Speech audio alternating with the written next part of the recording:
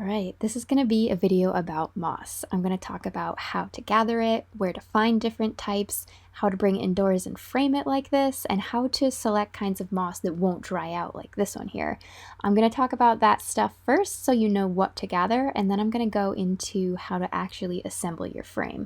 But before that comes, here's several minutes of me talking very excitedly about moss. So moss is a wonderful thing, and there's over 12,000 different kinds of moss, and here in New England most of the ones we have are soft and lush and green.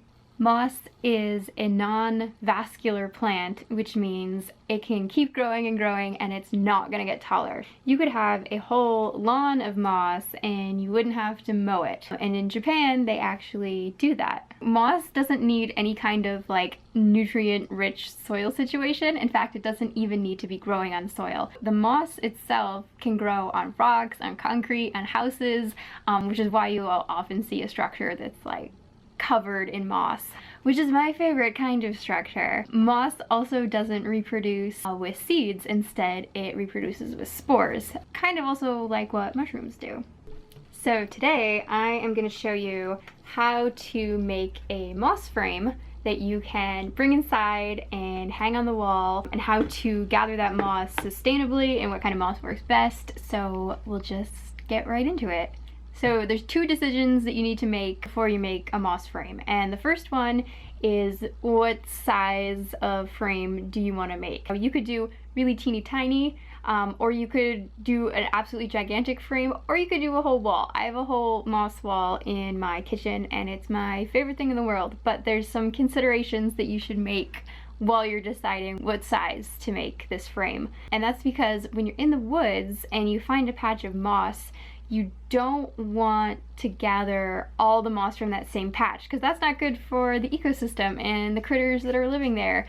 You don't want to disrupt. So if you are making a very large moss frame or a moss wall, you're going to need to scour the woods and go to a whole bunch of different locations to take your moss, so you're not disrupting a whole system of all of its moss, because you don't want to do that. The second thing to consider is, do you want your moss to be alive or dried? Both look really good.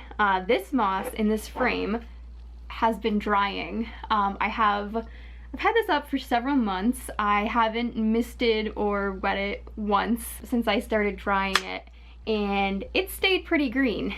It's zero maintenance, which is really good. You don't have to take it off the wall. It does get a little bit drier. I think it still looks good, but it definitely looks different. Whereas if you have live moss, like this guy here, it will be a little bit more green. This particular variety is just more green than the ones I just showed you. This is carpet moss. You have to decide, do you want it live and to keep misting it every couple days and have it more lush, or do you want it dried, a little less lush and zero maintenance? So it's up to you.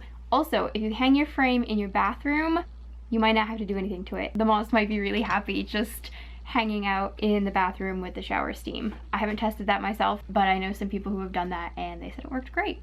Those are the two considerations that you should make before you start your frame. So once you're in the woods and you're looking for your moss, there are some kinds that work much better than others. So for instance, fern moss and cushion moss, as they dry, they stay very green like this. Like, these are both dried. They've been hanging out in my house for months in a bag, and yeah, they're green. They look good. Whereas this one, after a couple months, this is star moss. Star moss will go yellow and brown, and so if you're doing a frame that you're not maintaining and you're just letting it dry, you're either going to have brown moss, or you're going to want to take some acrylic paint that's green, dilute it, and paint over it. I did that before I realized how after 6 or so months this goes really yellow and kind of brown, so just be aware of that. I would stick to fern moss and cushion moss. They're very easy to take from the environment. This will just kind of peel right off of a log, and this grows in these adorable little circles. I guess that's why they call it cushion moss. I've also heard it called mood moss and pillow moss. So if you want a bulbous area of moss, find this. It loves to grow underneath pine trees in the shade. Pretty much all moss is gonna grow in the shade. Look for pine trees if you're looking for this kind of moss. So to begin the assembly, I'm going to be working directly on the frame's glass. I'm using a frame I got from a dollar store, but you can also use an old mirror or 4 sticks hot glued together with some cardboard in the middle. For the moss, I'm going to start by preparing it by picking off all of the pine needles and little bits of leaves. I think this gives it a cleaner look and helps each patch of moss be distinct from each other.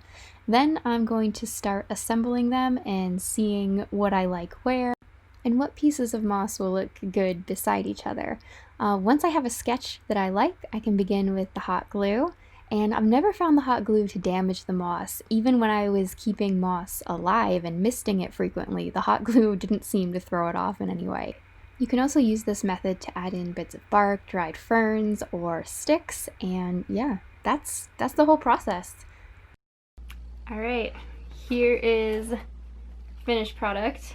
We have carpet moss, mood moss, also known as cushion moss, fern moss.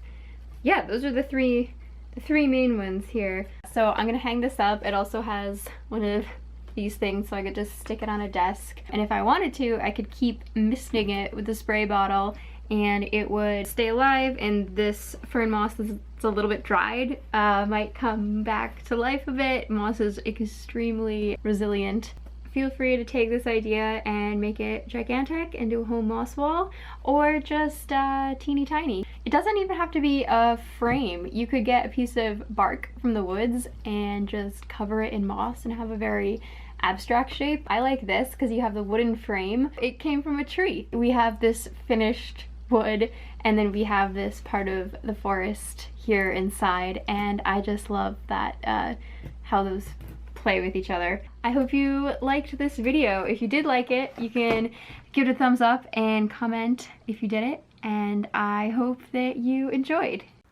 This video was sponsored by the Connecticut Artists Respond grant during COVID-19, so thank you to them for fulfilling my ridiculous dream of state-sponsored moss.